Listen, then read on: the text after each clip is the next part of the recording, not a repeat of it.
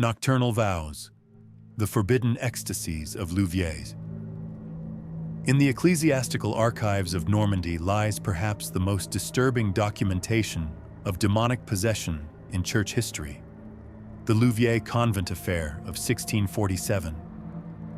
What separates these records from other cases of convent hysteria is not merely their explicit nature, but the methodical precision with which 18 nuns described identical nocturnal visitations. Their testimonies, partially redacted in official church records, but preserved in full within sealed judicial archives, detail encounters so consistent in their sensory particularities that modern psychiatric experts remain unable to dismiss them as mere fabrication or mass hysteria. Whatever happened behind those convent walls represents either the most coordinated false testimony in ecclesiastical history or something far more disturbing: the possibility that something indeed visited these women in the darkness, something that knew precisely how to navigate the boundaries between terror and forbidden desire. Dr. Elise Renaud, Veiled Testimonies, The Suppressed Records of Ecclesiastical Possessions, 2018. The Convent of Saint Louise et Sainte Elizabeth. Nestled in the verdant countryside outside Louviers, Normandy, the Convent of Saint Louise et Sainte Elizabeth projected an image of austere piety to the surrounding communities. Founded in 1616 by Madame Françoise de Warigny, a wealthy widow devoted to strict interpretations of Catholic doctrine, the convent quickly gained reputation for exceptional discipline and spiritual rigor. Unlike older established orders that had gradually relaxed their practices, Saint Louis et Sainte Elizabeth embraced mortification, extended fasting, and nocturnal prayer vigils.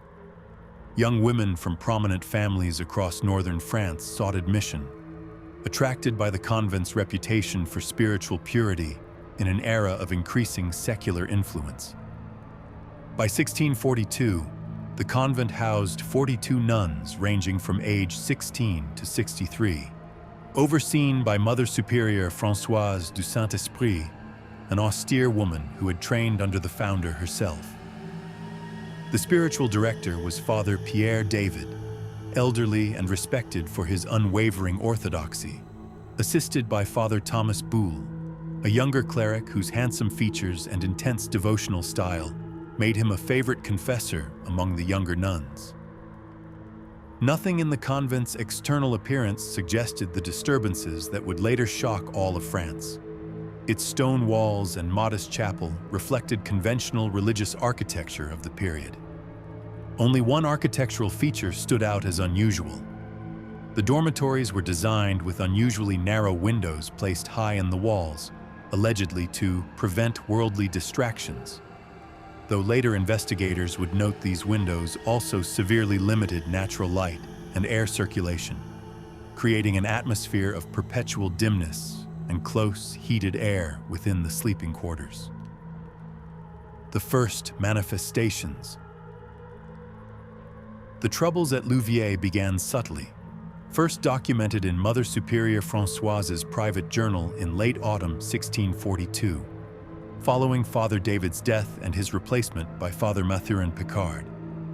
Her initial entries mentioned only unusual restlessness among several younger nuns, who reported difficulty sleeping and disturbing dreams of a nature too improper to record.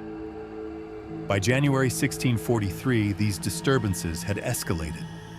The convent physician, Dr. Renaud Fournier, was summoned to examine 5 nuns who exhibited symptoms including unexplained marks appearing on their bodies overnight, persistent fever and flushing without identifiable illness, episodes of glossolalia, speaking in unknown languages, contortions and arching of the back during prayer, reports of sensing an unseen presence during night hours.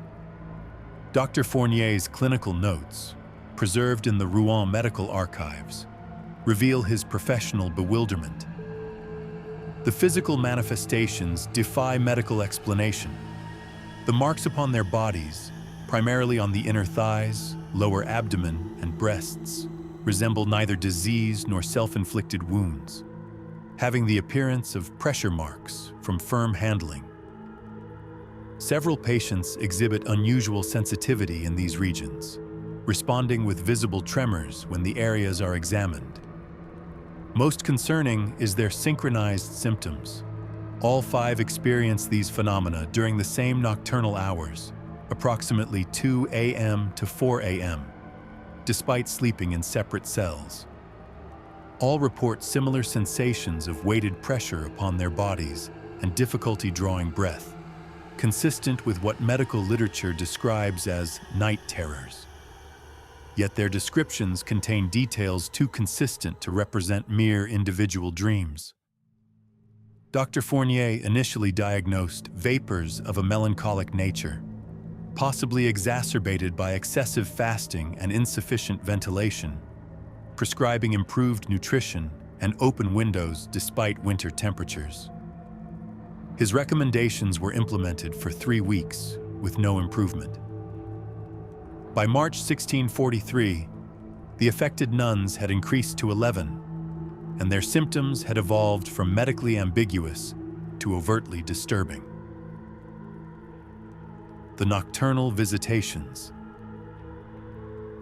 The private testimony of Sister Madeleine Bavon, a 22-year-old nun who became the central figure in the subsequent investigation, first introduced the element that transformed the Louviers case from medical curiosity to full ecclesiastical crisis.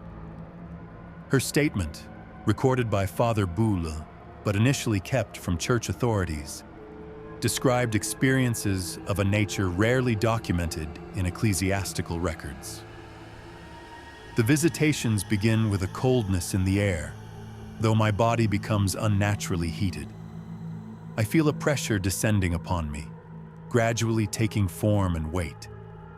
Though I see nothing in the darkness, I sense a presence with the definite form of a man, yet larger and emanating a scent I can only describe as smoke mingled with male musk. I am unable to move or cry out, though I remain fully conscious. The entity, I cannot think of it otherwise, manipulates my body with precise knowledge of how to produce sensations both terrifying and, may God forgive me, not entirely unwelcome. It seems to know precisely where to exert pressure, how to touch, where to exhale its heated breath upon my skin to produce responses I have never experienced nor imagined. Most disturbing is the voice. It speaks directly into my mind rather than my ears, in a French more archaic than current usage, though perfectly comprehensible. It tells me it has chosen me, that my prayers and mortifications have made me a perfect vessel, that the sensations it provides are merely preparation for deeper communion. I resist as best I can through mental prayer, but the entity seems amused by this, often increasing the intensity of the physical sensations precisely when I attempt to recite sacred texts. The visitations conclude with a sensation of liquid warmth spreading across my lower body, after which the presence dissipates, leaving me exhausted yet unnaturally alert until dawn. Father Boulle initially instructed Sister Madeleine to intensify her prayers and mortifications while keeping her experiences private. However, within weeks, 10 other nuns independently reported nearly identical visitations with consistent details despite alleged lack of communication between them due to enforced silence rules. The consistencies included the precise time of visitations between 2:13 and 3:47 a.m., the temperature change, cold air, heated body, the scent, described variously as smoke and male essence or sulfur and sweat, the pressure pattern beginning at the legs and moving upward, the voice speaking archaic French with specific repeated phrases, the conclusion marked by sensation of liquid warmth. Most disturbing to church authorities when they eventually reviewed the collected testimonies was the precision with which each nun during separate questioning, described identical physical sensations and sequences, details considered too specific and consistent to represent independent fabrication. The Confession of Father Picard. The Louviers situation might have remained an internal church matter had Father Mathurin Picard not fallen gravely ill in August 1643, making a deathbed confession that transformed the case from possible hysteria to suspected diabolic conspiracy. According to the sworn statement of Father Antoine Leroux, who took Picard's confession, Father Picard, knowing himself near death, revealed with great anguish that he had for some time been practicing arts forbidden to Christians. He confessed to having obtained from an unnamed source in Paris certain texts describing rituals of summoning, which he had performed within the convent grounds with the participation of Father Boule. Most disturbing was his claim that these rituals were designed to create what he termed a bridge between worlds, through which entities could access the convent dormitories during specific astronomical alignments.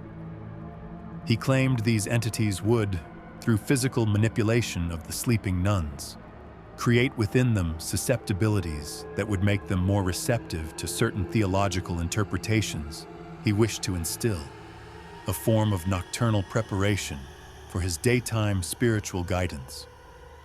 When pressed about the nature of these entities, Picard became agitated, claiming they were neither demons nor angels but something that existed before such distinctions that had been waiting at the threshold for someone to provide proper invitation.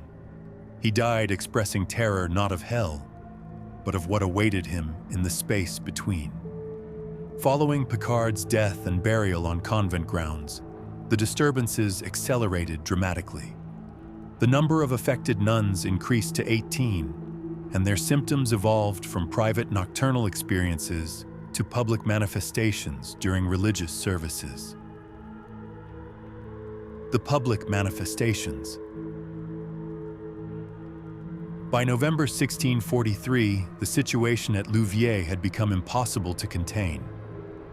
During High Mass, attended by several prominent local families, 5 nuns simultaneously collapsed into what witnesses described as postures of obscene nature, their bodies contorting into arched positions while they spoke in voices not their own.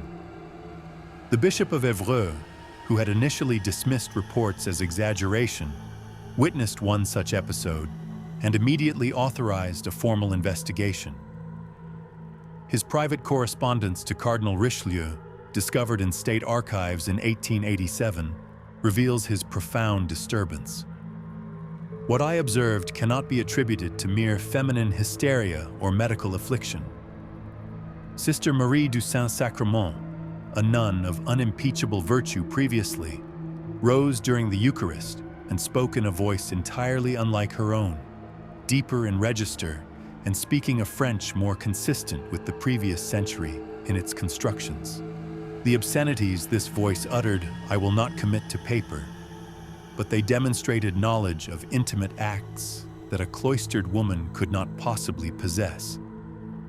More disturbing still, she described in precise detail the bedroom arrangements and physical attributes of my private residence, which she has never visited, down to the placement of a distinctive birthmark on my upper thigh, known only to my physician and wife. When holy water was administered, her skin reddened as if burned, and the voice cried out, "Your water is nothing but water, but what flows through her is older than your Christ." I am convinced by what I have witnessed that something resides within these women that is neither medical aberration nor conscious deception. I request immediate assistance from those versed in the rites of investigation and exorcism.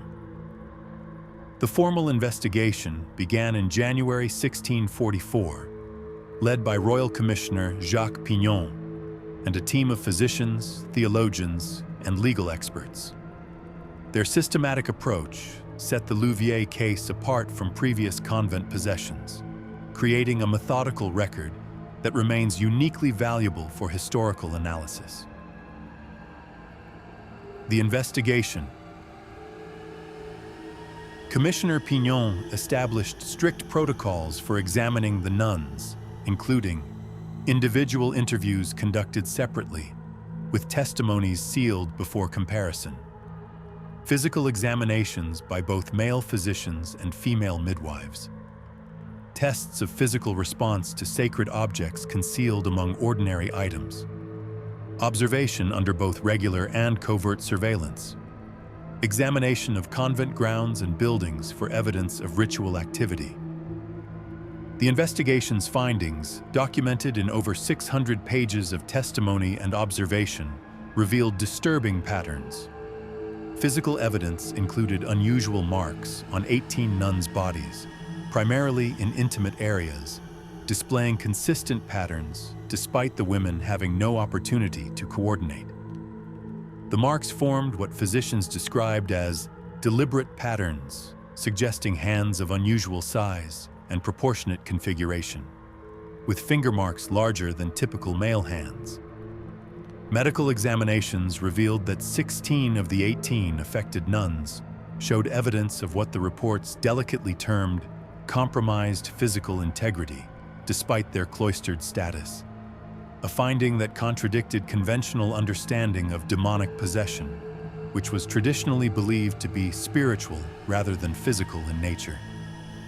Most significant was the discovery made when investigators removed flooring in Father Picard's former chambers, a hidden compartment containing texts consistent with his deathbed confession, including a manuscript entitled Les clés de la communication nocturne, the keys to nocturnal communication, bound in what forensic examination later suggested was human skin. The investigation took an even more disturbing turn when excavation of Picard's grave revealed it to be empty, despite multiple witnesses to his burial. This discovery prompted Commissioner Pignon to order examination of the entire convent grounds, resulting in location of a concealed underground chamber accessed through the convent's well shaft. The hidden chamber. The discovery of the subterranean chamber transformed the Louviers case from suspected possession to confirmed diabolism in the eyes of investigators. Jacques Pignon's official report describes the space with clinical precision that fails to disguise his horror. Accessed via a narrow passage extending horizontally from the well shaft approximately 12 feet below water level, the chamber measures 16 feet in diameter with a ceiling height of 7 feet. The walls bear extensive inscriptions in multiple languages, including Latin, Hebrew, Greek, and several scripts our experts cannot identify. The central floor features an inlaid pattern of 7 intersecting circles formed from metal of undetermined composition. Chemical examination indicates the presence of bodily fluids within these grooves, including blood and substances of intimate nature from both male and female sources. Most disturbing are the 18 niches carved into the walls at regular intervals, each sized to accommodate a standing person and bearing distinct symbols. These niches correspond precisely to the number of affected nuns. Each contains a small shelf holding a cloth doll with hair samples apparently taken from individual sisters, along with personal items identifiable as belonging to specific nuns. Rosary beads, devotional tokens, and in several cases, undergarments bearing their initials. The chamber shows signs of regular usage, including partially burned candles of unusual black composition, extensive wax drippings, and a ventilation system ingeniously connected to the convent's kitchen chimney to disperse smoke without detection. The report concludes with the discovery most damaging to the Church's initial desire to manage the scandal quietly. In a sealed lead container, we discovered extensive written records in Father Picard's hand, detailing a systematic program he termed nocturnal initiation, conducted over 18 months. These writings explicitly describe rituals performed in this chamber intended to, in his words, open channels between the sleeping nuns and entities existing in the interstices between worlds. Most concerning is evidence that Father Boule not only participated in these rituals, but continued them after Picard's death. His private journal, concealed behind a false wall in his cell, contains detailed observations of the nuns' responses to what he terms visitation nights, recorded with disturbing clinical attention to physical manifestations and sensitivity patterns. The testimonies. With physical evidence confirming orchestrated ritual activity, the investigation turned to comprehensive interviews with the affected nuns. Under conditions designed to prevent collusion, each sister was questioned separately about her experiences. The testimony of Sister Madeleine Bavant, originally considered the primary victim, revealed complexities that challenged simple narratives of demonic possession. The visitations began as terrifying violations, unwanted and resisted. Yet I must confess, may God forgive my weakness, that over time, my terror became mingled with sensations I had never experienced, feelings that brought both shame and a terrible anticipation as darkness fell each night. The presence, he eventually told me to call him Belkazar, knew my body more intimately than I knew it myself. He could produce sensations that began as pain but transformed into something I have no virtuous words to describe. When I resisted, the experiences remained frightening. When I yielded, they changed in nature, becoming almost instructive. He spoke often about the true religion of the flesh that existed before Christian teaching, claiming the Church had severed humanity's connection to the wisdom of the body. He said he was preparing me and the others for a remembrance of knowledge women once possessed, before such wisdom was condemned as evil. Most disturbing is that I began to anticipate his instruction, to feel my body responding to his presence before he fully manifested, as if my flesh recognized him before my mind could object. On nights when he didn't appear, I felt a terrible emptiness that frightened me more than his visits. Sister Madeleine's testimony was not unique. 14 of the 18 affected nuns described similar evolution of their experiences, initial terror giving way to complex responses that the investigating priests documented with uncomfortable thoroughness. The theological implications troubled church authorities more than the physical manifestations. The entities reportedly communicated consistent messages about flesh as pathway to divine understanding, and pleasure as form of worship older than Christian teaching. Heretical concepts that suggested coordinated diabolic catechism rather than random torment. Sister Marie du Saint-Sacrement's testimony introduced another troubling element. The visitor who came to me, identifying himself as Dagmeth, showed me visions during our encounters. As his hands worked upon my body, my mind would see images of ancient gatherings where women led worship through movements of their bodies, entering trances through physical ecstasies. He claimed these practices existed in Jerusalem before Christian teaching, that Mary Magdalene herself was priestess of such mysteries before conversion. Most disturbingly, he showed me visions of secret chambers beneath certain European cathedrals where such rites continued in hiding, conducted by priests who maintained what he called the true tradition, alongside their public Christian offices. When I challenged these visions as demonic deception, he responded not with anger, but with what seemed like sorrow, saying, "They took the keys to divine ecstasy from women's keeping and called it sin. We merely return what was stolen." The trial. By spring 1644, the investigation had gathered sufficient evidence for formal ecclesiastical and civil proceedings. The trial that followed was unprecedented in several respects. It included both religious and secular charges, heresy and diabolic congress under ecclesiastical jurisdiction, kidnapping and sexual assault under civil law. It centered on male clerical perpetrators rather than female victims, with the nuns classified as unwilling participants rather than willing heretics.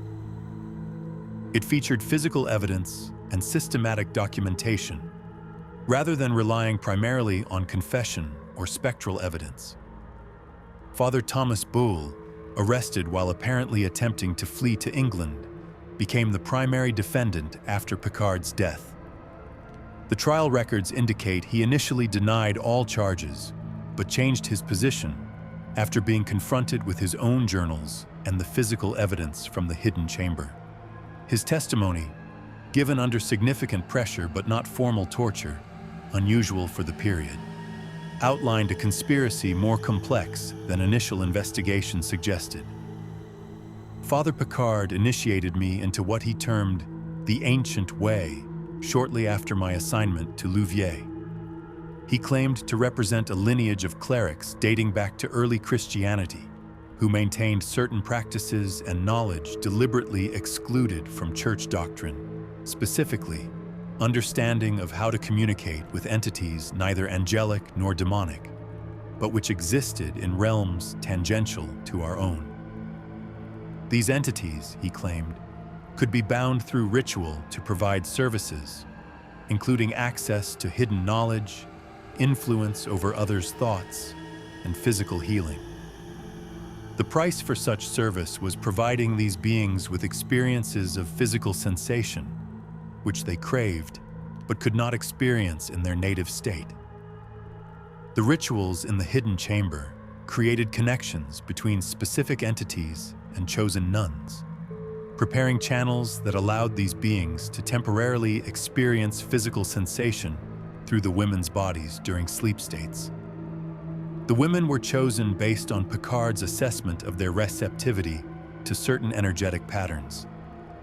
I confess my participation in these rituals and acknowledge their sinful nature. However, I maintain that our intent was not diabolic worship, but access to knowledge prohibited by church doctrine, yet potentially valuable for humanity's spiritual evolution.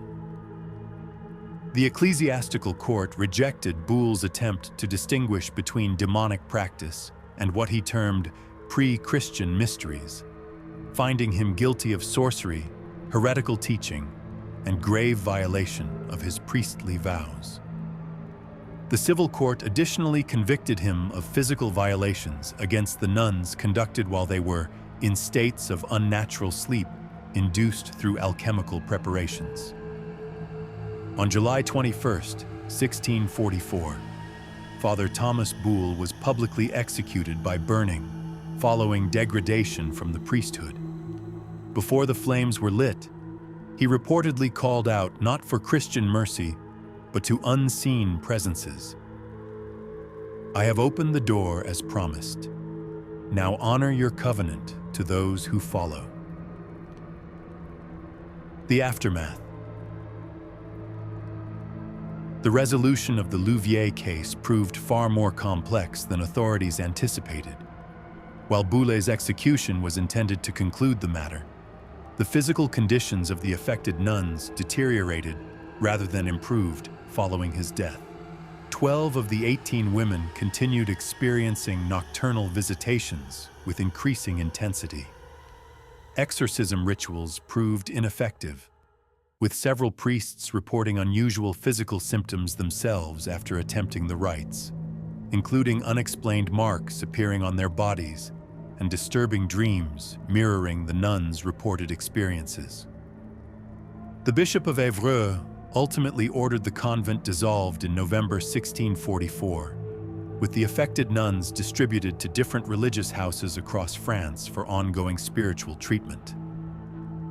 This dispersal strategy, intended to dilute any remaining diabolic influence, inadvertently created what amounted to a controlled experiment in possession transmission. Records from receiving convents document that in 7 cases, nuns in previously unaffected communities began reporting similar nocturnal experiences within months of the Louviers sisters' arrival. This pattern suggested something far more disturbing than simple psychological contagion, as the new manifestations included specific details from the original case that had been deliberately withheld from public knowledge. Most disturbing was the fate of Sister Madeleine Bavant, whose explicit testimony had been central to the case. Transferred to a Cistercian house near Lyon, she initially showed improvement until the night of April 17, 1645, exactly 9 months after Boule's execution. According to the prioress's report, Sister Madeleine retired to her cell in apparently sound condition following evening prayers. At approximately 3 o'clock, sisters in adjacent cells reported hearing sounds of struggle followed by a man's voice speaking words they could not understand. When her cell was entered, Sister Madeleine was found in a state of physical exhaustion, her nightclothes torn, with fresh marks upon her body consistent with forceful handling. She reported that her visitor, identifying himself still as Belkazar, had returned with greater strength than before, claiming that Father Boule's death had not severed their connection, but strengthened it, as what burns in this world becomes vapor in ours, and vapor penetrates all barriers. Most concerning was her physical condition upon examination by our physician. She exhibited signs consistent with having experienced intimate physical congress, despite her cell being locked and under continuous observation throughout the night. Similar incidents across all 7 houses sheltering the Louviers nuns prompted church authorities to implement extraordinary measures. In June 1645, by direct order from Rome, all surviving affected nuns were gathered at a specially consecrated facility near Rouen, where they remained under continuous ecclesiastical supervision. This facility, its existence unacknowledged in public church records, but documented in private correspondence between French bishops and the Vatican, effectively served as containment rather than treatment. The women lived out their lives in isolation, with extensive precautions including silver-infused mortar in the walls, continuous prayer rotations, and prohibition of sleep during specific night hours associated with the original visitations. The historical significance. The Louviers possession case represents a unique intersection of historical phenomena that has drawn increasing scholarly attention in recent decades. It occurred during a period of intense political tension between ecclesiastical authority and emerging scientific thought, creating unusually detailed documentation as church officials sought to establish irrefutable evidence of supernatural phenomena. It featured systematic investigation protocols more rigorous than typical witch trials or possession cases, including controls against suggestion and fabrication. It produced physical evidence preserved in church archives, including the ritual objects from the hidden chamber and extensive medical documentation of the nuns' physical conditions. Dr. Elise Renaud, whose 2018 analysis of the complete archives represents the most comprehensive modern examination, notes the case's challenge to conventional historical narratives. What makes Louviers resistant to simple categorization is the physical evidence that something systematic and orchestrated occurred beyond mass hysteria or fabrication. The hidden chamber, the ritual implements, and the detailed journals of Picard and Boule confirm human agency in initiating whatever subsequently transpired. Yet this human foundation doesn't fully explain the consistent experiences reported by the nuns even after the priest's removal, nor the transmission of specific manifestations to previously unaffected women in distant locations. The case exists in an uncomfortable historical space, where evidence of orchestrated ritual activity meets phenomena that exceed conventional explanation. Most significant to modern scholars is how the Louviers case documents the intersection of physical and spiritual control within religious institutions. The testimony reveals how the boundaries between religious ecstasy and sexual experience were manipulated by authority figures who exploited the nuns' conditioning to interpret all bodily sensation through religious frameworks. The modern interpretation. Contemporary analysis of the Louviers case has expanded beyond religious history to include perspectives from psychology, gender studies, and neuroscience. Psychologist Dr. Marie Fontaine's 2020 study of the complete testimony records identifies patterns consistent with induced dissociative states. The techniques described in Picard's journals, including sleep deprivation, controlled breathing exercises, and exposure to specific aromatic compounds during nighttime hours, align remarkably with modern understanding of how to induce hypnagogic states and heightened suggestibility.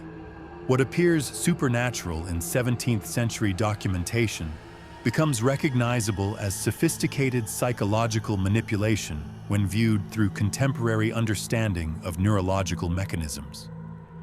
The entities described by the nuns bear striking resemblance to experiences reported in modern sleep paralysis research, particularly the sensation of presence, pressure on the body, and inability to move despite full consciousness. Yet psychological interpretation doesn't fully address certain aspects of the case, particularly the consistent physical evidence and the transmission pattern following the nuns' dispersal. Historian Dr. Jean-Michel Lefebvre suggests the case may represent documentation of actual ritual practices preserved underground despite official suppression. Picard's writings reference a lineage of the original mysteries maintaining practices predating Christian theology. Similar claims appear in other European esoteric traditions, suggesting the possible survival of ritual knowledge transmitted through hidden networks within established religious institutions. The Louviers case may represent not invention, but rediscovery. Picard and Boole accessing techniques for inducing altered states that have existed throughout human spiritual history, but were systematically eliminated from approved religious practice, particularly when associated with female autonomy or experience. The most disturbing modern interpretation comes from sociologist Dr. Camille Beaumont, who examines the case through the lens of institutionalized sexual control. What happened at Louviers represents spiritual authority weaponized as sexual domination. The priests used religious framework to create experiences that deliberately blurred the boundaries between violation and ecstasy, exploitation and transcendence. Most telling is how the entities reportedly spoke about reclaiming knowledge women once possessed, suggesting exploitation of genuine female spiritual and sexual autonomy suppressed by church doctrine. The priests effectively colonized the nuns' bodies by night while controlling their interpretation of these experiences by day, creating perfect victims whose religious conditioning prevented them from recognizing their own exploitation. The enduring mystery. The Louviers possession remains among the most extensively documented yet persistently puzzling cases in ecclesiastical history. The physical evidence confirms orchestrated ritual activity by Picard and Boole, yet fails to fully explain the consistent experiences that continued long after their removal. The testimony of the affected nuns suggests something more complex than either simple demonic possession or straightforward sexual exploitation.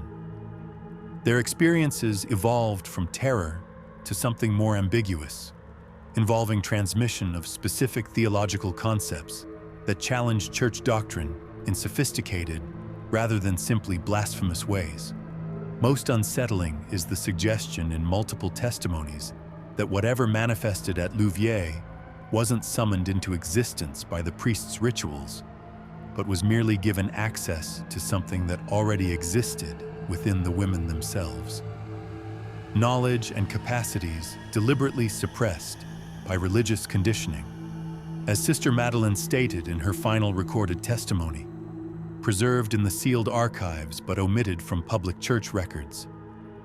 What visited me in darkness showed me truth about my own nature, that my body contains wisdom my mind was taught to fear, that pleasure itself can be pathway to understanding divine design.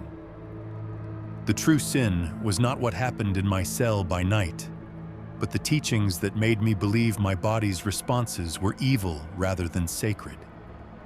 They call it demonic because it awakens what they cannot control. But I have felt both violation and illumination in these visitations, and I know now there is knowledge written in flesh that no doctrine can fully erase. It merely sleeps, waiting for something to call it back to waking. The convent buildings were demolished in 1648, the stone used to construct a prison on different ground. The site of the original structure remained vacant for centuries, local superstition preventing development despite its valuable location. In 1977, preliminary excavation for a planned housing development uncovered portions of the convent foundations, including the sealed shaft leading to the hidden chamber. The artifacts recovered during this excavation, including ritual implements and a lead container holding what appears to be Father Picard's journal, remain under restricted access in church archives, available only to scholars with specific ecclesiastical permission. Construction on the site was quietly abandoned. The land remains empty to this day, marked only by a small stone cross bearing no inscription, a silent testament to whatever transpired within those walls, where the boundaries between holy and profane, violation and ecstasy became as indistinct as the entities that supposedly visited in darkness.